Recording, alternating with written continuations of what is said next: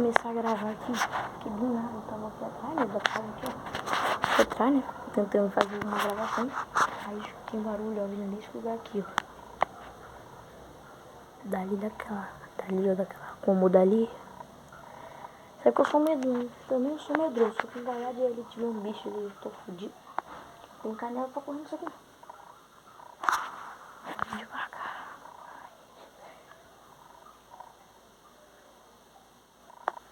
Tem nada. Tá vindo ali. Dali de cima ali, ó.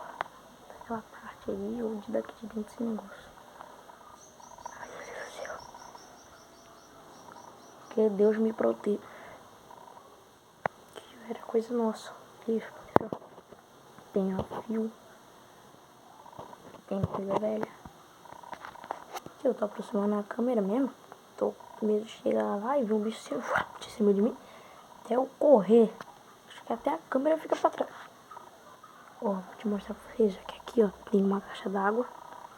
Aí, ó. Ó, vou chegar aqui mais perto do carro. Aqui, ó, no pé da caixa d'água, tem esse buraco. Tá vendo? Esse buracão aqui. Acho que ele atrás tem pipa, cara. Tem ali atrás. Gente. Cara, tô quase caindo. Pensa no cagaço que eu tava. Comecei a gravar. Eu não consegui gravar na hora que tava fazendo barulho, mas tá fazendo barulho muito, muito alto mesmo. Pra mim parece tipo de um rádio que tava aqui, no lugar por aqui, então. Assim que eu tava, cagado. Tem maquete minha, ó, o barulho. Parou. Ai, meu Deus do céu, que cagaço que eu tô.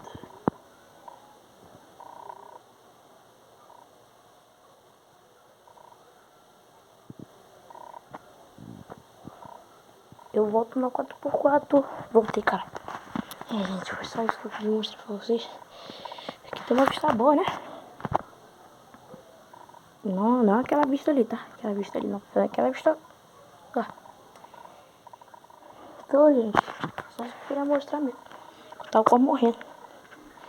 Sério, eu tava quase morrendo de cagaço. Fiquei parado aqui, tentando assim, identificar o que era. Depois parecia tipo um rádio que tinha alguém falando pelo rádio. Eu não me lembro de a gente ter rádio, não. E quem ia falar no rádio?